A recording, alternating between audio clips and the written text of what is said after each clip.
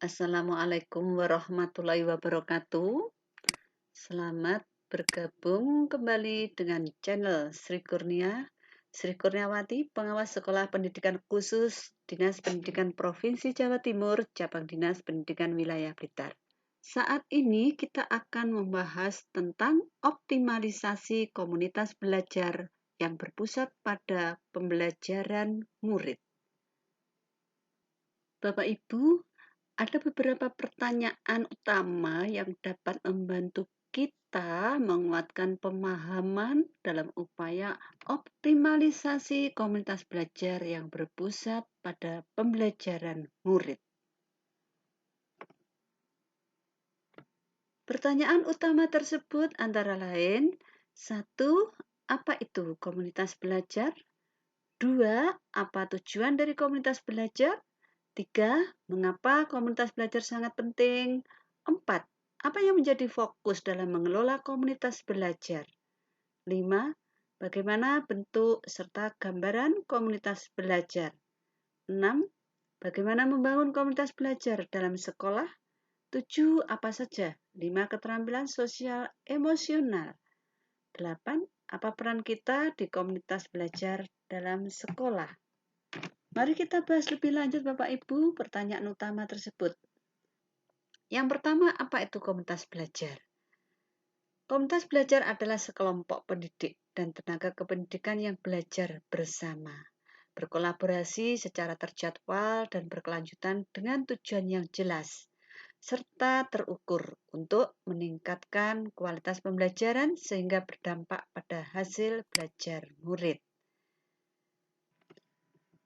Mari Bapak dan Ibu kita lanjutkan menjawab pertanyaan yang kedua. Apa tujuan dari komunitas belajar? Tujuan komunitas belajar secara umum diharapkan dapat meningkatkan kompetensi pendidik dan membangun budaya belajar bersama yang berkelanjutan sehingga berdampak pada peningkatan hasil belajar peserta didik. Untuk itu, secara terinci ada 4 tujuan utama dalam membangun komunitas belajar. Yang pertama, mengedukasi anggota komunitas dengan mengumpulkan dan berbagi informasi terkait pertanyaan dan masalah yang berhubungan dengan praktek pembelajaran. Kedua, memfasilitasi interaksi dan kolaborasi antara anggota komunitas untuk mulai belajar dan terus belajar secara berkelanjutan. Yang ketiga, mendorong anggota komunitas untuk meningkatkan kompetensi diri anggota melalui saling berbagi dan berdiskusi. Yang keempat, mengintegrasikan pembelajaran, di mana hal ini didapatkan melalui komunitas dalam pekerjaan sehari-hari.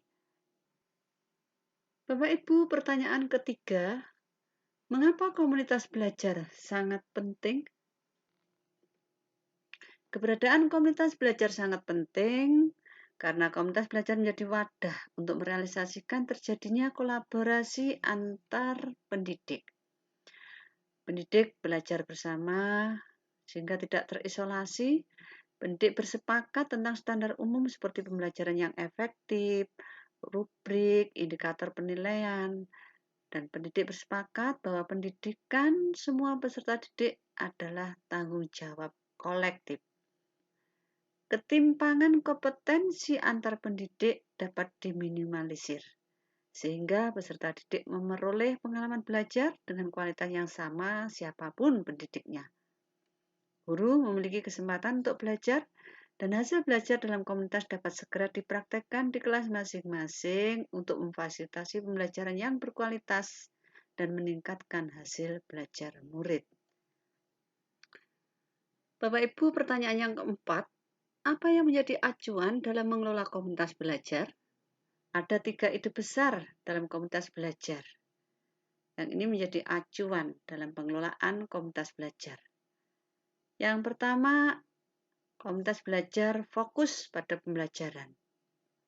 Yang kedua, komunitas belajar membudayakan kolaborasi dan tanggung jawab. Yang ketiga, komunitas belajar berorientasi pada hasil belajar peserta didik. Bapak Ibu, kita akan menyimak tentang 3 ide besar dalam komunitas belajar. 1. Fokus pada pembelajaran murid.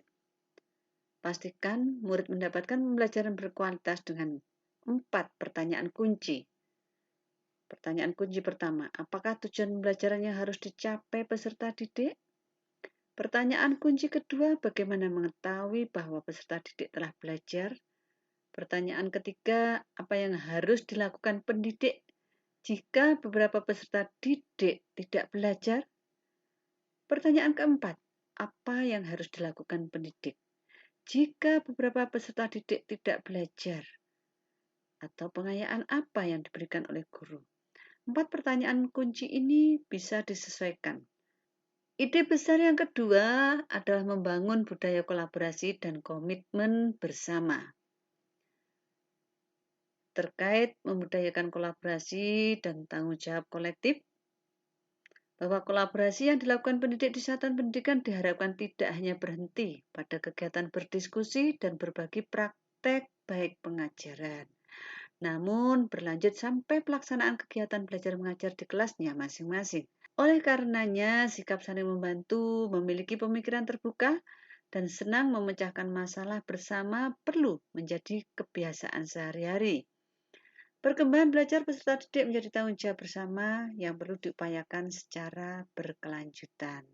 Ide besar yang ketiga, berorientasi pada hasil belajar peserta didik.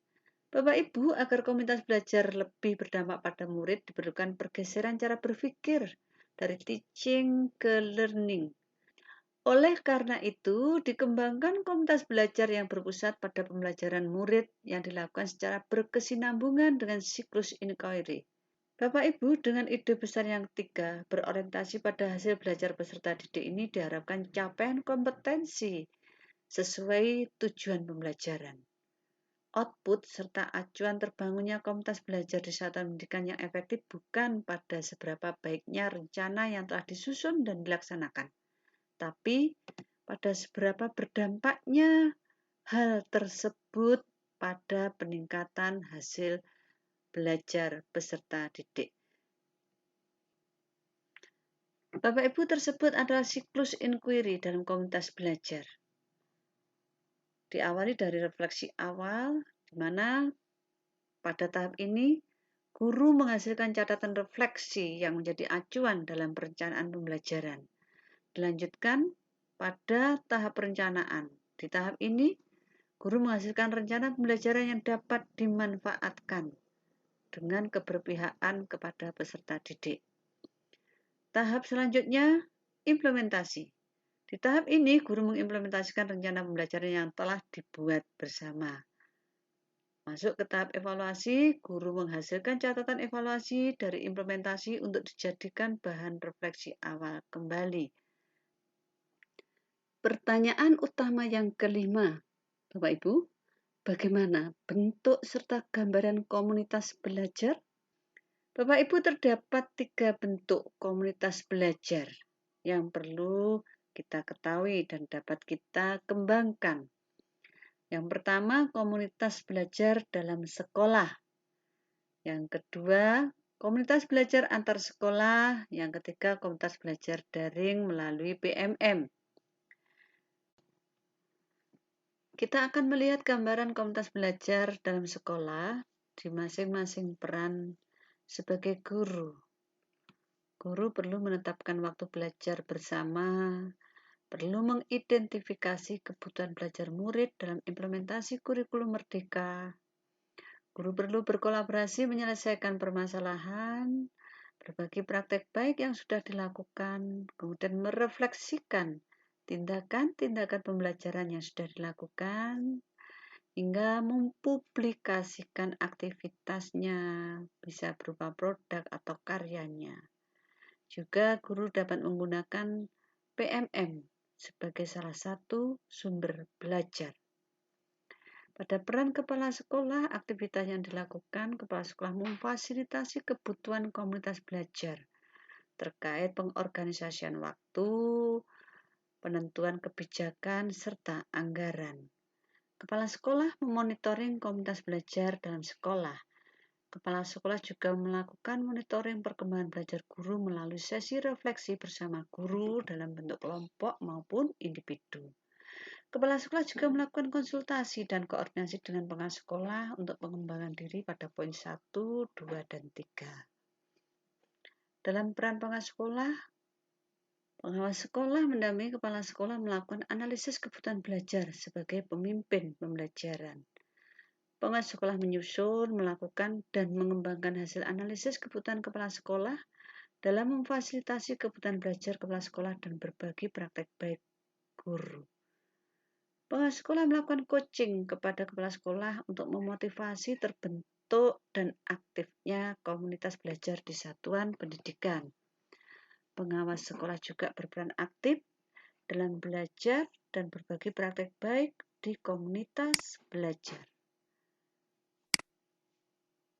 Gambaran komunitas belajar antar sekolah. Guru, kepala sekolah, dan pengawas menyamakan tujuan dan value. Menetapkan waktu belajar bersama, membuat perencanaan belajar bersama, baik belajar tentang pengetahuan, materi, kompetensi baru, ataupun banyak hal terkait berbagi praktek baik. Berkolaborasi menyelesaikan masalah, berbagi praktek baik yang sudah dilakukan, merefleksikan tindakan-tindakan yang sudah dilakukan, mendokumentasikan dan mempublikasikan aktivitas bisa berupa karya ataupun produk, hingga menggunakan platform Merdeka Mengajar sebagai salah satu sumber belajar. Gambaran komunitas belajar daring dalam PMM.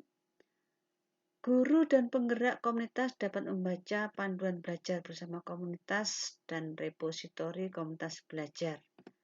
Guru dapat bergabung dalam komunitas belajar daring yang terdapat di platform Merdeka Mengajar. Guru juga dapat mengikuti pelatihan-pelatihan yang diselenggarakan oleh penggerak komunitas. Pertanyaan yang ke-6 sekarang, Bapak Ibu.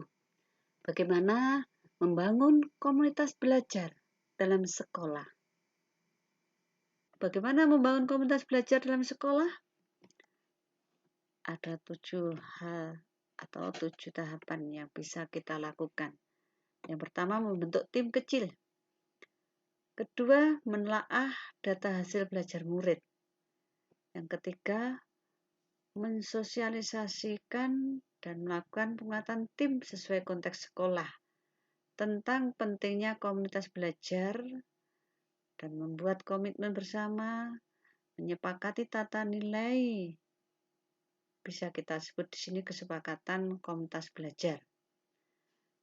Langkah keempat, menentukan tujuan yang ingin dicapai dalam kurun waktu tertentu. Di sini tentunya tujuan dibentuknya dari komunitas belajar dalam sekolah. Kelima, menyusun agenda dan jadwal kegiatan belajar setiap minggu dengan memasukkan dalam jam efektif guru di sekolah minimal 1 jam belajar di komunitas dari jam kerja guru di sekolah. Keenam, merealisasikan belajar bersama dan berbagi praktek baik. Yang ketujuh, menciptakan lingkungan belajar yang ramah guru dengan KSE. Terkait keterampilan sosial emosional, Bapak Ibu, terdapat 5 aspek sosial emosional yang perlu dikuasai atau dimiliki oleh guru dalam membangun komunitas belajar, sehingga dengan dimilikinya keterampilan sosial emosional yang ada 5 ini dapat menumbuhkan, dapat menguatkan berlangsungnya komunitas belajar yang kondusif. Bapak Ibu, 5 keterampilan sosial emosional itu apa saja? Ada kesadaran diri, di mana ini meliputi bagaimana kita mengenali secara akurat tentang emosi, pikiran, dan nilai atau value diri kita. Keterampilan sosial emosional yang kedua yakni manajemen diri, Bapak Ibu, yang ini berhubungan dengan kemampuan diri seorang guru dalam manajemen diri mengenai kemampuan mengatur emosi, pikiran, perilaku pada berbagai situasi yang ini berkaitan dengan penanganan stres, kontrol diri, kontrol hasrat, kontrol kemauan dalam bertahan menghadapi tantangan guna mencapai tujuan. Keterampilan sosial emosional yang ketiga, yakni kesadaran sosial yang berkaitan dengan kemampuan guru dalam berempati dengan orang lain, dalam hal mengambil perspektif dari berbagai sudut pandang. Keterampilan sosial emosional yang keempat adalah kemampuan berelasi, yakni kemampuan yang berkaitan dengan kemampuan seseorang membangun dan memelihara suatu hubungan yang sehat antara individu dan kelompok. Kemudian, keterampilan sosial emosional yang kelima adalah pembuatan keputusan bertanggung jawab, di mana seorang guru perlu memiliki keterampilan yang berkaitan dengan kemampuan pembuatan pilihan yang konstruktif, yang benar, serta cara bertindak sesuai etis, norma sosial, dan keselamatan. 5 keterampilan sosial emosional ini perlu dimiliki oleh semua anggota komunitas belajar dengan tujuan agar semua anggota memiliki pemahaman, penghayatan, dan kemampuan dalam mengelola emosi. Semua anggota komunitas belajar mampu menetapkan dan mencapai tujuannya secara positif. Semua anggota komunitas belajar mampu merasakan dan menunjukkan empati pada orang lain. Semua anggota komunitas belajar mampu membangun dan mempertahankan hubungan yang positif serta mampu membuat keputusan yang bertanggung jawab. Bapak Ibu, berikut ini adalah contoh membangun komitmen bersama. Untuk melaksanakan komunitas belajar yang efektif, setiap guru dan tenaga kependidikan berkomitmen untuk kami akan menjadi anggota tim kolaboratif yang positif dan memberikan kontribusi. Kami akan memantau pembelajaran setiap murid secara berkelanjutan melalui penilaian formatif yang dikembangkan oleh kelas dan tim. Kami akan menggunakan bukti pembelajaran murid untuk memperbaiki praktek mengajar dan memenuhi kebutuhan individu murid dengan lebih baik. Kami akan bekerja dengan rekan kerja untuk mencapai tujuan kami. Kami akan mencari praktek terbaik yang menjanjikan untuk mendukung pembelajaran murid. Kami akan memastikan orang tua tetap terinformasi tentang kemajuan anak mereka. Ini sebatas contoh, Bapak Ibu guru bisa mengembangkan sendiri sesuai konteks di sekolah masing-masing. Berikut ini adalah contoh ketika membuat kesepakatan tata nilai dalam komunitas belajar. Keterbukaan. Kami menghargai diskusi terbuka dan jujur tentang praktek mengajar kami serta siap menerima kritik yang konstruktif dari sesama anggota komunitas belajar. Kerjasama. Kami menghargai kolaborasi dan berbagi ide dengan sesama anggota komunitas belajar. Profesionalisme. Kami menghargai praktek mengajar yang berkualitas tinggi dan berusaha untuk meningkatkan praktek kami secara konsisten. Kami menghargai perilaku yang mencerminkan respek terhadap anggota lain, seperti mendengarkan semua pendapat yang ada, tidak memotong pembicaraan, memberikan ruang yang aman dan nyaman untuk semua anggota berpendapat dan mengeluarkan idenya. Mengapresiasi, kami memberikan apresiasi atas kontribusi dan keberhasilan anggota komunitas belajar dalam meningkatkan pembelajaran murid dan memperbaiki praktek mengajar. Ini juga contoh Bapak Ibu, contoh dari membangun tata nilai. Bapak Ibu guru bisa mengembangkan sesuai konteks di kebutuhan komunitas belajar masing-masing. Bapak Ibu, pertanyaannya sekarang adalah, apa peran kita di komunitas belajar dalam sekolah? Di peran guru, Bapak Ibu perlu mengembangkan lingkungan kelas yang memfasilitasi peserta didik belajar secara aman dan nyaman. Bapak Ibu juga perlu mengimplementasikan penerapan pembelajaran terdiferensiasi sesuai kebutuhan peserta didik. Bapak Ibu perlu aktif dan mengembangkan diri dalam komunitas belajar sekolah, mulai komunitas belajar dalam, antar, daring sekolah. Pada peran kepala sekolah, Bapak Ibu perlu mendampingi guru dalam menerapkan pembelajaran terdiferensiasi. Bapak Ibu kepala sekolah perlu merefleksikan, mengevaluasi, menyusun perbaikan penerapan kurikulum merdeka. Kemudian mengembangkan komunitas belajar secara aktif dan reguler. Bapak Ibu kepala sekolah juga perlu mengelola sumber daya sekolah dengan aplikasi secara efektif dan efisien. Selanjutnya pada peran pengawas sekolah. Pengawas sekolah perlu mensosialisasikan kesehatan pendidikan mengenai komunitas belajar dalam sekolah, mendampingi kepala sekolah dalam mengimplementasikan komunitas belajar dalam sekolah, memantau dan melakukan evaluasi terhadap pelaksanaan komunitas belajar dalam sekolah. Ini ketika peran pengawas sekolah dalam komunitas belajar dalam sekolah. Peran pengawas sekolah ini tidak berhenti pada pengembangan komunitas belajar dalam sekolah, tapi juga pengembangan komunitas belajar antar sekolah dan masuk di pengembangan komunitas belajar daring. Pada peran guru, kepala sekolah maupun pengawas sekolah ini tidak berhenti dalam pengembangan komunitas belajar dalam sekolah ya Bapak Ibu. Kita bisa berlanjut dengan pengembangan komunitas belajar antar sekolah dan juga pada pengembangan komunitas belajar melalui daring di BMM. Demikian Bapak Ibu, mari kita mengambil peran aktif pada masing-masing posisi kita, baik di peran guru, kepala sekolah maupun pengawas sekolah, untuk mengoptimalisasikan komunitas belajar yang berpihak kepada kebutuhan peserta didik. Terima kasih Bapak Ibu sudah bergabung dengan channel Sri Kurnia. Materi ini diambil dari sumber panduan optimalisasi komunitas belajar yang diterbitkan oleh Direktorat Jenderal Guru dan Tenaga Kependidikan.